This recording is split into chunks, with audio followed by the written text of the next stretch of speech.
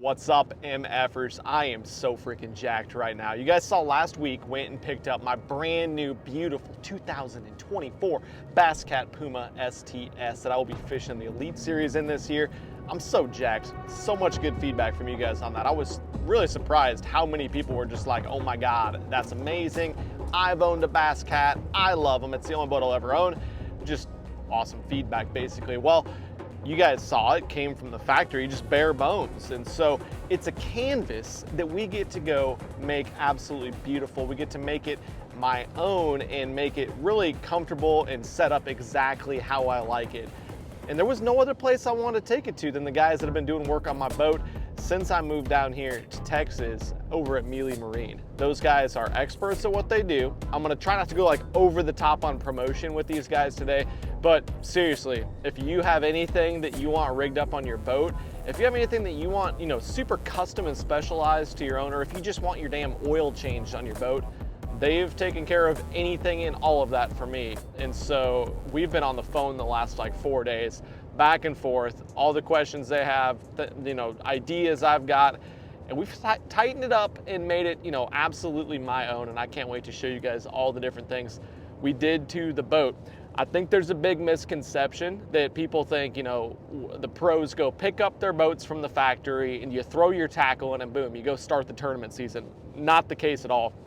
In this day and age, as advanced and specialized as everything's gotten, from electronics to shallow water anchor systems to trolling motors to all the different brands of electronics and what works best for what and what size screen you want where and how you want to mount it this way and that way and just, accessories on the boat, you gotta freaking stay sharp and be comfortable and have everything exactly your way to be able to perform the best you can. And really, honestly, you want the best of everything on your boat possible so you don't feel like your competitors have an advantage. Because mentally, if you don't like what's on there, if you don't think it's the best, then it's not the best, just to put it flat out, plain and simple. And so I got on there what I think is the best. And of course, we'll always move things around to get it just right. And today I get to go see exactly what is on it. I got a couple special things on the boat that I kind of hinted at that I don't know if I've ever seen them on an Elite Series boat before that I'm super pumped about, and a couple new sponsors and current sponsors that I got to announce in this video that I'm excited for as well. So we're almost there, over to Mealey Marine, and I just hit a piece of sheet metal. That was weird, probably not great. As soon as I fix all the flat tires on my truck here in a second, we're gonna be at Mealey Marine and show you the boat build. Cannot wait. Man, yeah, looks fucking awesome. A lot of stuff happening there, huh? A lot of stuff. All right, we just got here to the shop at Mealey Marine. Staying here with Michael. He's put what? Hey guys. You probably took you what, 2-3 hours to get all this stuff done? Yeah, only a day. It only took me a day to get this done. No, 4 or 5 days. Been crazy, like 16-hour days, putting this in, getting it just right. And it's not just because of all the crazy stuff we put on it, but we actually custom shifted some stuff around. I did check with Kenny at Bass Cat. I was like, are they gonna shit a chicken over there up high at Bass Cat when they figure out we kind of shifted some stuff around? He's like, no, it's all good. All right. I was worried. Yeah, everything is normal. People are moving stuff around these days. They get it. And I just, we pulled on some stuff, and I'd say we're freaking good to go. So we're gonna kind of just walk through it, I guess, kind of one thing at a time. Michael can kind of tell you what they did to make this thing my baby, get it just right, because we did have some like exact requirements, I guess, as far as rigging this boat. So do we start at the front? Do we start at the back?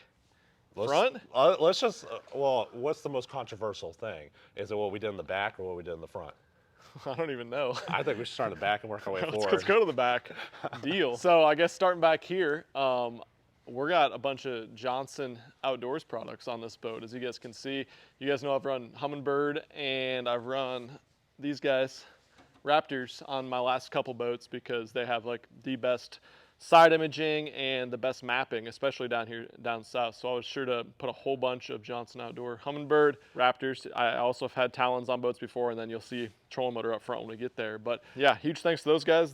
I think they make the best. I could have used Power Pole or any other shallow water anchors, and these have been my favorite, these Raptors by far. That's why I got them on my last few boats without any support from Johnson Outdoors, and now that they've hopped in to partner up with Milliken Fishing for this year, you're going to see some crazy electronic units from them as well. But got these on there, and then whoa, Whoa, whoa! what are these guys? I heard those are hyperdrive motors. Hyperdrive motors, yeah. So they only made 100 pound thrust trolling motor up front, so I wanted a little bit of extra speed. So we got these guys.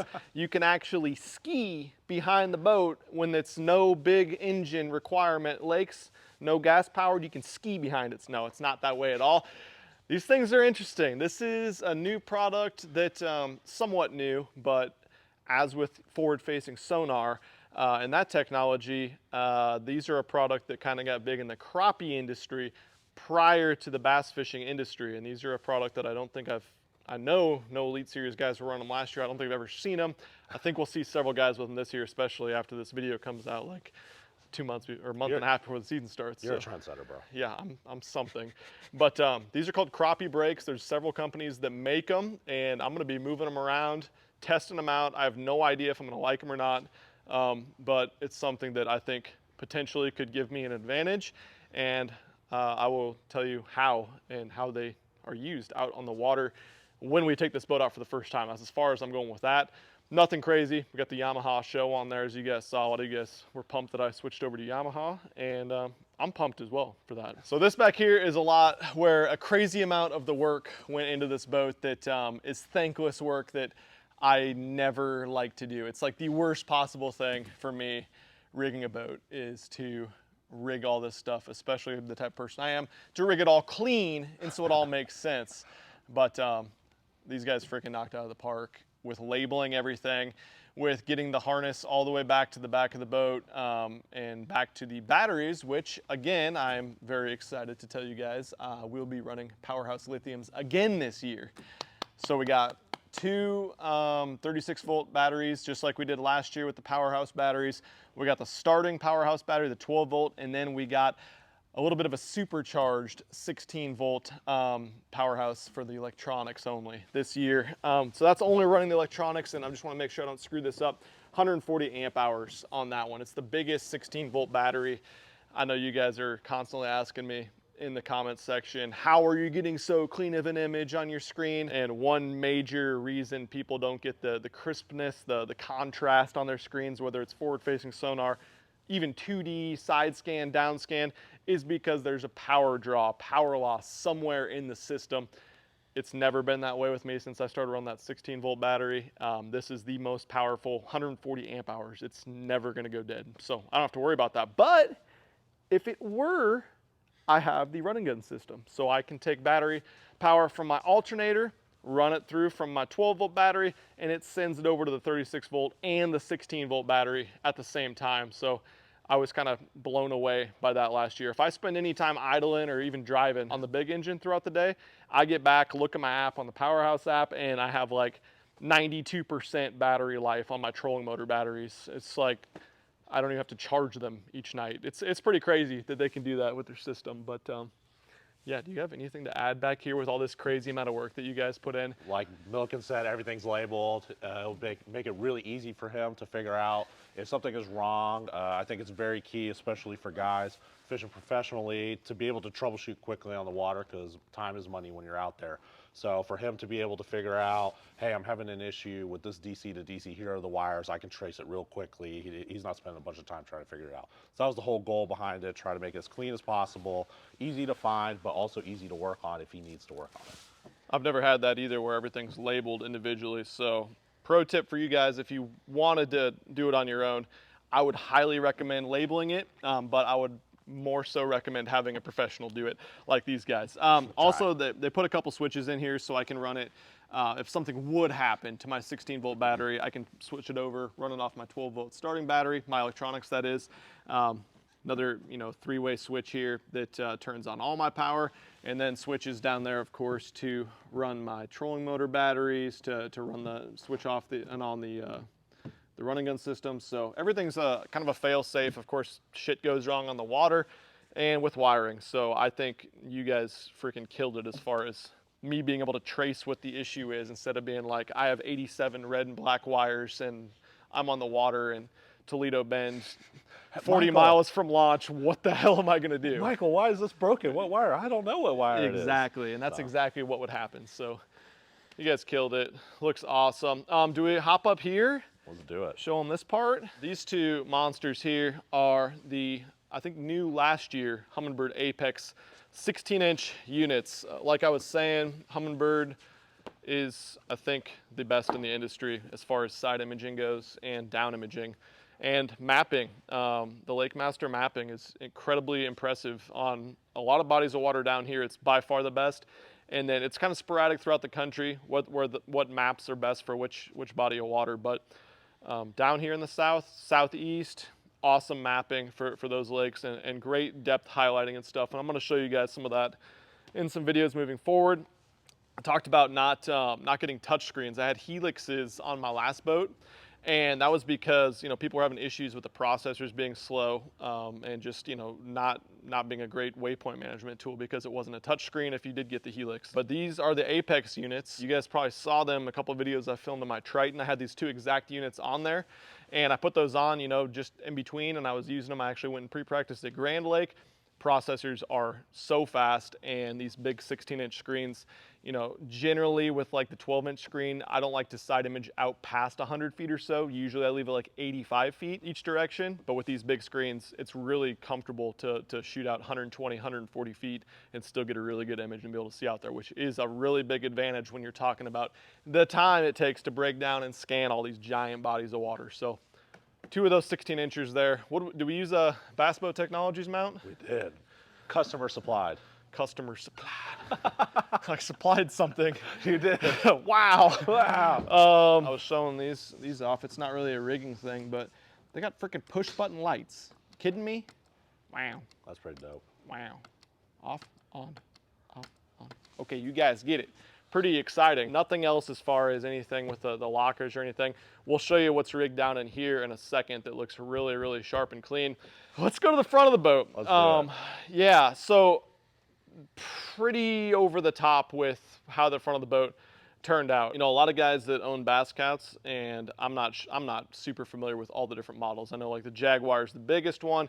This is the Puma. It's you know, more of a wider boat with great performance as well. But even with the Puma, Bass Cats are built for the best trolling motor performance. And we showed you guys beforehand where the trolling motor was mounted, which was, you know, kind of more straight on. There's a right here you can see there's a hole right there actually that these guys plugged up, but a lot more straight on. And so that pretty much only left us, if you wanted to have two or more units, they wouldn't fit side by side. If they were over, I don't even know if 212s would fit side by side. It'd be a tough fit. Be really tight. So as you can see, we don't have 212s. We have a 16-inch, a 16-inch, and a 12-inch up here right now on a triple mount. And the reason we were able to do that is these guys did a lot of hard work, and we've been back and forth trying to get this just right. We moved the trolling motor bracket completely over and remounted it.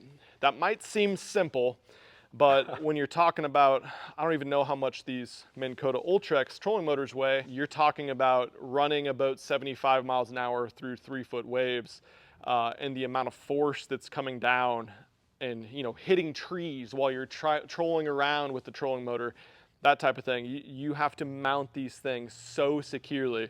And not only that, you know, we're talking about forward-facing sonar. We got all these transducers on here. They don't shoot straight ahead. They don't shoot at any angle you want them to unless that trolling motor is perfectly perpendicular to how it's sitting on the boat.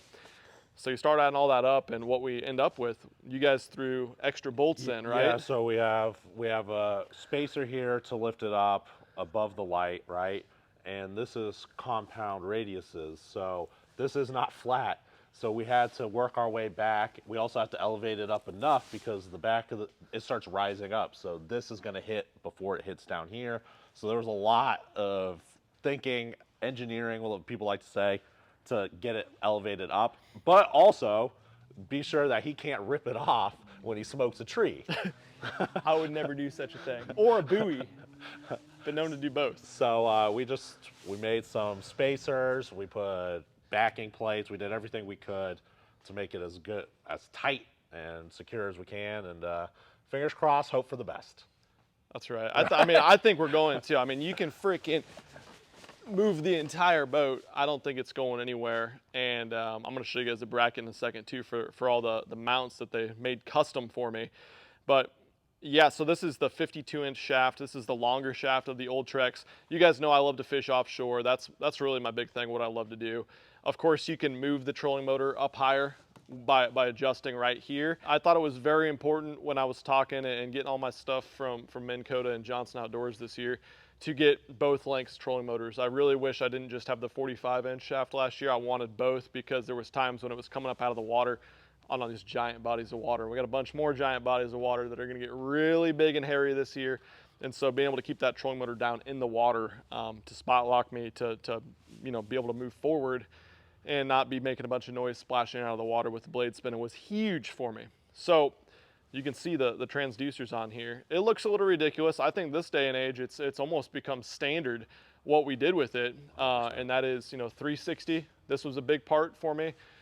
Something that I have the 16-inch Apex over there that we'll be running 360, and we'll be running 2 of those sometimes. And so we'll have 360 and we'll be able to have our waypoints that we sent from the console back there.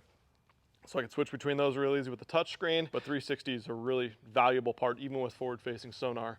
And then we got 2 different transducers here. This is something, you know, obviously I'm running the forward-facing sonar like I always do with live scope, but this is something that I need to spend more time learning. I don't know if it's gonna be a huge part of my season and really moving forward, but perspective mode, I want the ability to run both at the same time, not because I'll be able to look at both screens at the same time per se, but because once I know what I'm looking at with forward facing, it's gonna be great to be able to see what it looks like on perspective at the exact same time, to be like, okay, I know that's a school of shad. What's it look like on perspective? I look at the other screen so I can run both at the same time.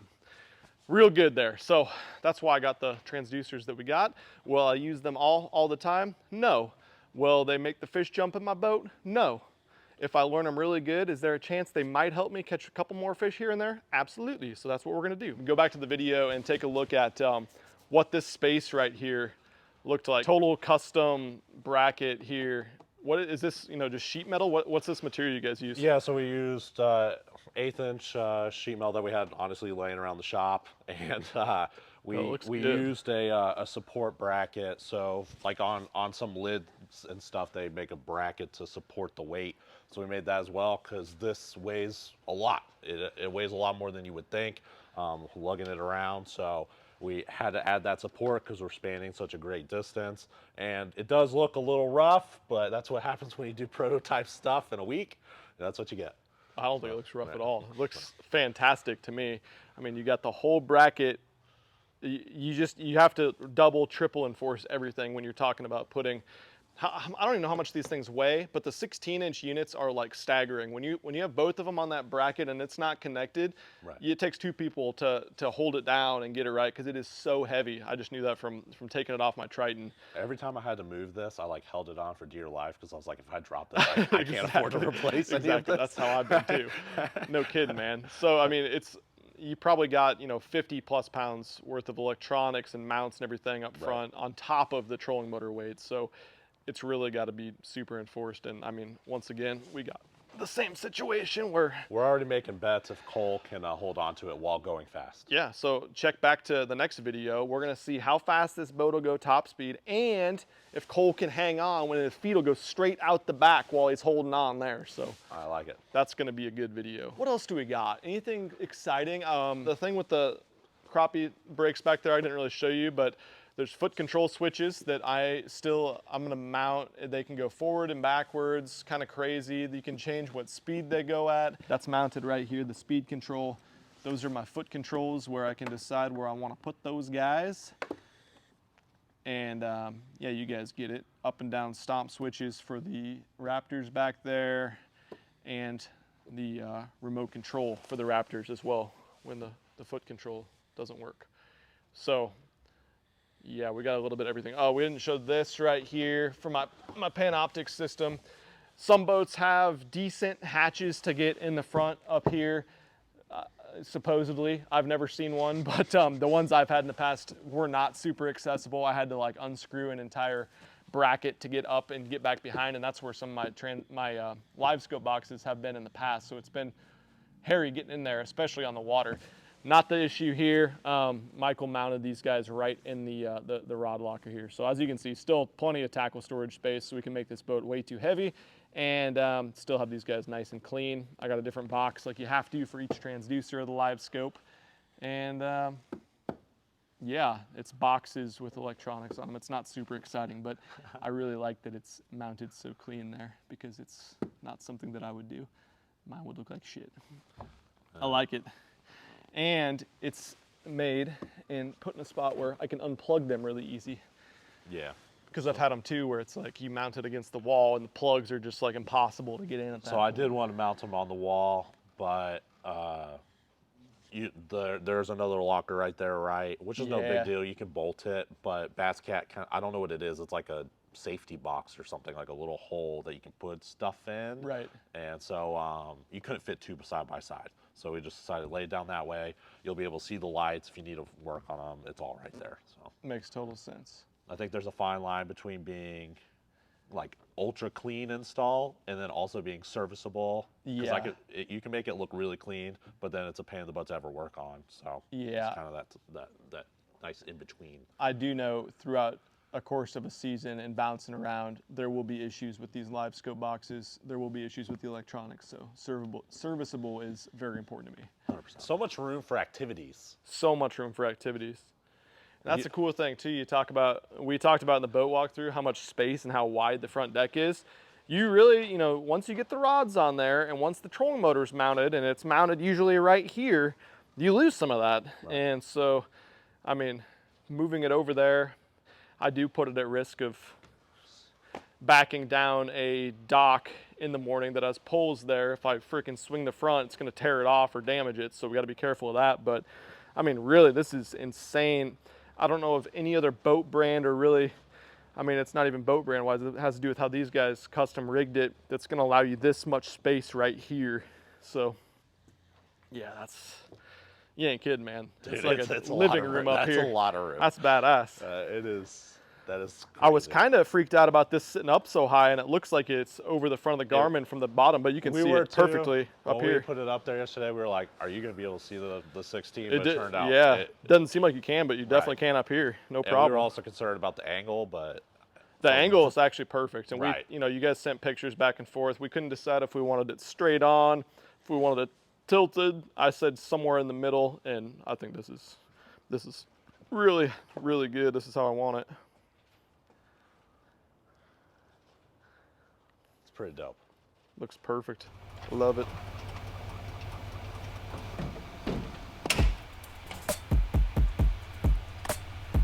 Wow. Lights. You guys knocked out the park. If you're happy, I'm happy, man. I'm very happy. Couldn't have been better. It is perfect. Well, got her back delivered to the house. Haven't wrecked it yet. Ozzy, you like the boat? Ozzy's a big fan of the boat, so that's really all that matters, right? But yeah, I'm absolutely thrilled. I am going out and fishing in this tomorrow. I cannot freaking wait. I'm so excited though about the guys at Mealey Marine and the work that they put into this. They're very modest, very humble people, but if you guys seriously, you're in the Houston area or even just anywhere in Texas, you need anything done to your boat from mounting all the way to the engine stuff. You just need your 100-hour checkup, stuff like that. Ozzy's trimming her up and down. He's getting used to how the boat works. They can do all of that for you, and they do it extremely quickly, and they do it at the drop of a hat immediately. So that's like unheard of these days. So check them out. I'll link them below, put their contact information. I'm freaking jacked. I got more sponsors to kind of announce, some people that are partnering with me moving forward here, and I'll talk about those probably in the next video when we get this bad boy out on the water. But be checking for that because we're going to talk about some of the crazy things like those brakes back there and some of the stuff that I didn't really show you with the electronics for the next video. I can't wait. This is my office. Some things are going to get moved around on it without question, but I couldn't be happier with how they rigged it up. So I'm jacked. Time to get a bunch of tackle loaded into her and make this super fast boat just like really fast. Make it a little bit slower with all that tackle. But man, I'm stoked. We're off to a good start with this season. So it's only gonna be fun from here. Thanks for watching, members. I'm out of here. Peace.